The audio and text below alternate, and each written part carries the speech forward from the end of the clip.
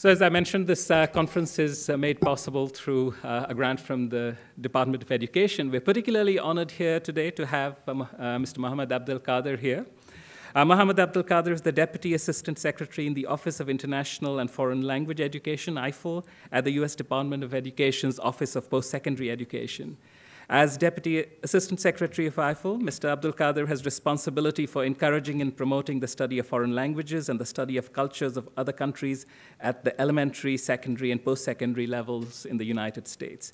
He coordinates the related international and foreign language education programs of other federal agencies as established in the 2008 Higher Education Opportunity Act. He leads the work of IFL in administering the domestic programs authorized under the Title VI, which covers us, of the Higher Education Act, and those overseas programs under the Mutual Education and Cultural Exchange, the Fulbright-Hays Act of that the Education Department administers. Mr. Abdel-Kader is fluent in Arabic and speaks basic Spanish. He holds a bachelor's degree from Clemson University, a master's degree in higher education from Vanderbilt University, and an MBA from Georgetown University's McDonough School of Business. So I will call him to inaugurate the day's events. Please join me in welcoming Mr. Abdel-Kader.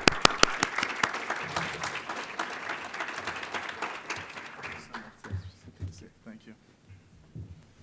Good morning, everybody. I appreciate you not holding my Georgetown degree or my Clemson degree against me.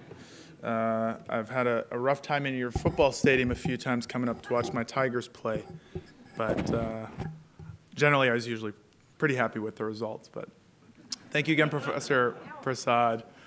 Yeah, and I was really bummed that you guys left the ACC, I have to be honest, but got to do what you got to do, I suppose. Well, thank you again for that kind introduction, Professor Prasad. I just want to say thank you to all the sponsors and the folks who helped make this happen. These types of events are really important for our students to come out and engage in and discuss these sort of new and emerging issues.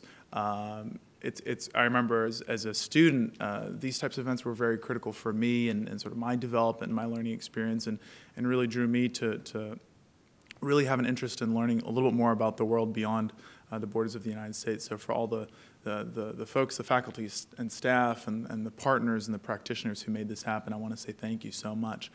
So as Professor Prasad mentioned, I've been at the department for about 7 months now to the week, and I've been absolutely floored by the commitment that I've seen over and over by the community of practitioners and teachers and the student leaders and the partners and the alumni who continually come out each and every day to help make sure that our young people have a global education experience.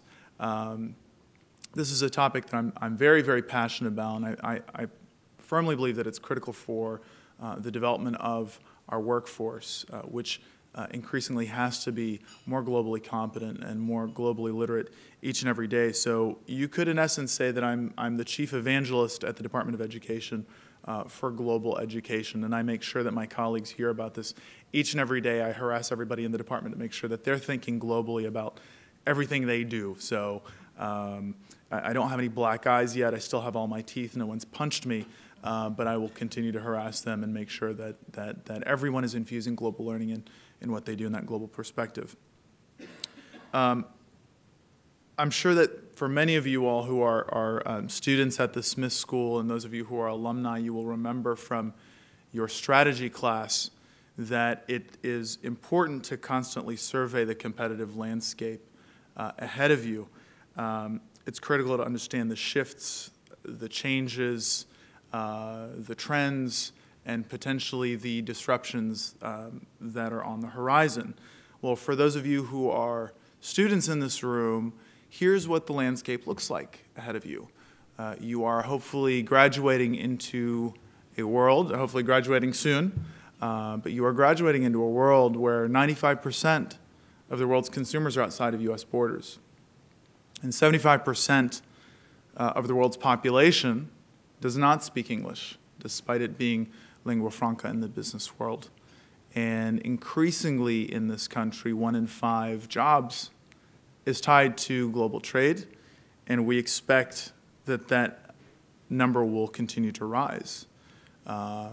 You're obviously in the International Trade Center. Our colleagues who work in this building each and every day do their best to increase that number and increase the amount of exports that our companies push out each and every day. So it's critical to our national security and our nation's priorities, and increasingly, again, we will see more and more jobs tied to international trade.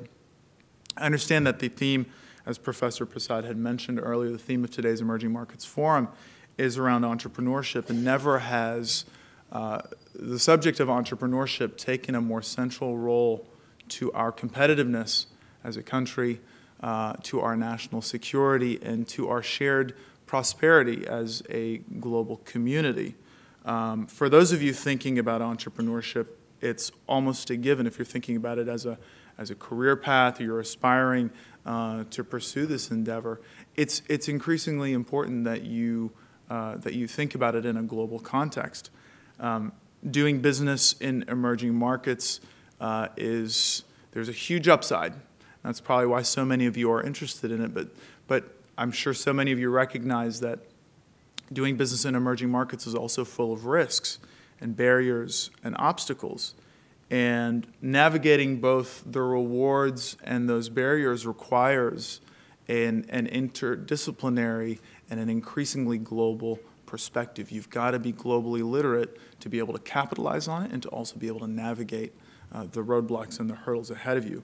So there may be significant political and security risks that you all encounter as you take your enterprises, your budding enterprises, your baby, as you take your businesses overseas.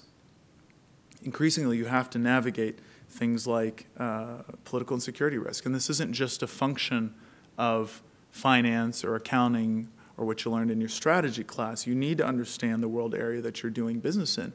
And you need to understand how that part of the world connects with another part of the world. So you will likely need to understand how the production of oil in Saudi Arabia affects the consumer in Moscow. How does it affect those young people on the street? How does it affect their job prospects? How does it affect their local economy? For those of you who may be thinking about the next new health product, you may need to consider that bowl of quinoa that you pick up at Whole Foods at the hot bar, and how the price of that commodity affects the farmers down in Peru. So again, those interconnections are increasingly important, and while you're in the classroom, focus on developing those linkages and understanding how connected the world is, and how some say, the butterfly effect takes place, that one thing over here is going to affect something over here, even though the connection may not be immediately visible. When doing business in other markets, their standards around intellectual property protection may be different than our own, and often they are. And if you don't speak the language in that country, I certainly hope to God your lawyers do. And if your lawyers don't, I would suggest maybe getting another lawyer, but I'm also thankful that some of our colleagues at the Department of Commerce here in this building, and some of our colleagues down at the Department of Justice, so many of those professionals are fluent in other languages. They're multilingual, and that's important for the success of our businesses and the protection of our ideas and our products. I can envision situations where you, as entrepreneurs, are overseas and you're negotiating a deal to get your product into that new and exciting market. You know it's just going to take off. But you may not be sure how to read someone's body language because maybe somebody says yes, but your gut tells you it doesn't entirely mean yes. Or someone says in Arabic, inshallah, God willing, but you're not entirely sure what that means for the success of your product in that particular market. But hopefully, while you were a student at the University of Maryland, you had the opportunity to study abroad. And while you were in the market that week before you went home and you were buying that little trinket for your mom because she told you to bring her something back from the marketplace, hopefully you had an interaction with a shopkeeper in which you had to negotiate the price. And in that exercise, you learned to understand ambiguity just a little bit. You learned to understand cultural nuances just a little bit more. And you learned how to be comfortable in a situation where those nonverbal cues weren't entirely clear as to what they meant. You gained the tools, hopefully in that interaction, to operate with flexibility and with a little bit more global competence. And that's why it's so important for our students, whether they're enrolled in engineering or business or public health, to have these experiences, whether they're on campus, whether they are overseas. It's important that they have this tool set that we call global literacy or global competency. I always tell folks I'm not particularly fussed whether that takes the shape of world language learning, so you can decipher what other folks are saying, whether it's studying a particular curriculum in a global context, whether it's studying a particular part of the world, or whether it's having an experience abroad. Each of them bring a certain set of skills that is increasingly critical to our success as we think about business in markets overseas. So we live in an era where a small website designed in a dorm room in a college campus in Cambridge can change the way the world communicates and socializes. So just ask Mark Zuckerberg and his 1.3 billion friends that he has on Facebook, most of whom, I'd like to remind you, are outside of U.S. borders. And each and every day, his team running that small website has to be globally competent and globally literate. They have to think about their users, and they have to think about their users in each and every country, in each and every demographic. That's critical for their success. So entrepreneurship has the power to transform societies. You all know that, and hopefully that's why you're here.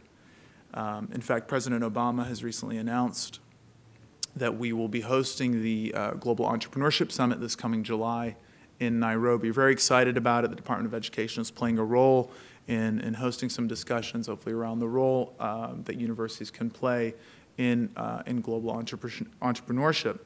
The summit will attract young people, primarily from sub-Saharan Africa, but also from many Muslim-majority countries and countries around the world.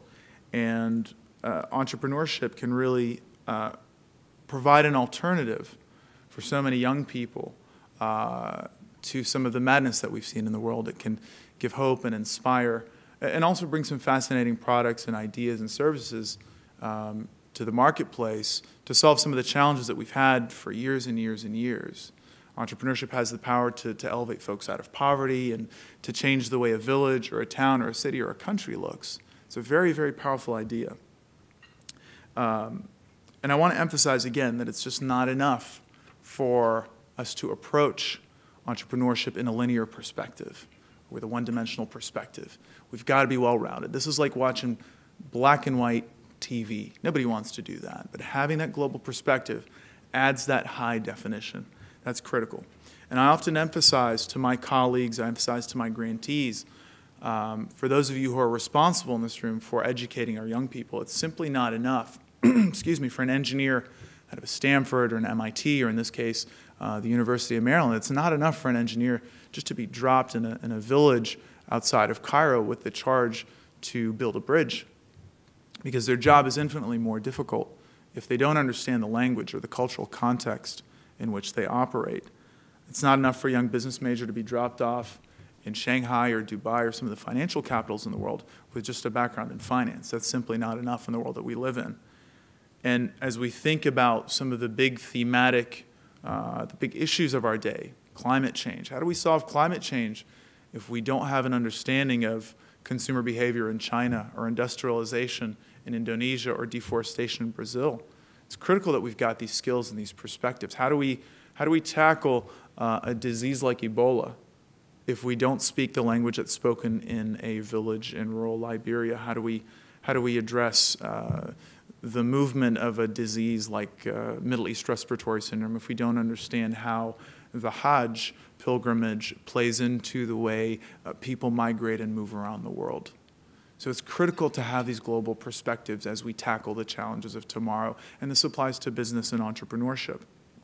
So for you as budding entrepreneurs, you're going to have to hire people, especially as you're thinking global. You're going to have to hire people who are going to work across the globe, and those people, you're going to have to understand the cities and the countries that they live in. You're going to have to understand the holidays in those countries and in those cities. You're going to have to understand the customs of the people who live in those cities. You're going to have to understand the languages that are spoken there. You're going to have to understand the climate and how that climate affects business. You're going to have to understand the politics in those particular cities in a very nuanced way. And you're going to have to understand how consumers behave in those particular markets, because it may be very different than how consumers behave here in the Washington, D.C. area. And even if you're going to keep your business local, even if you're going to hire for a workforce here at home, you're still hiring from a much more diverse workforce than ever before. And you're hiring from a workforce where English may not be the first language of many of the folks in your talent pool. And that workforce is likely to originate from every corner of the globe, and they may participate in every faith tradition and celebrate different holidays and have different customs at home. And you as the boss or the partner, you got to get it. You've just got to get it. So, as I mentioned earlier, global competencies are not just a nice to have. They're an essential. They're an essential for your success. They are an essential for the success of our country. They're critical in the world that we live in.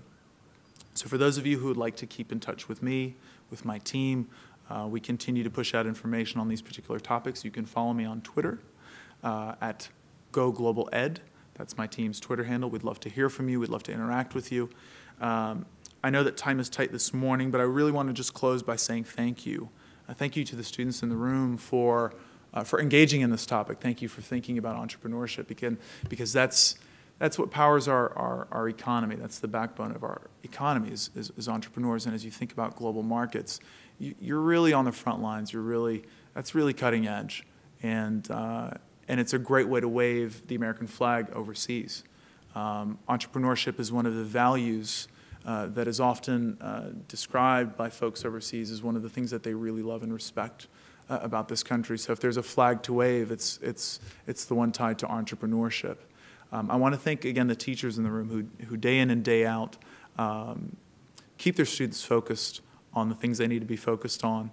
And for the partners in the room, thank you for your philanthropy. Thank you for your mentorship and your guidance, and thank you for playing a role.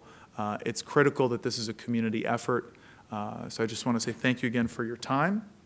I appreciate you giving me a few minutes to share my thoughts with you. Have a good day.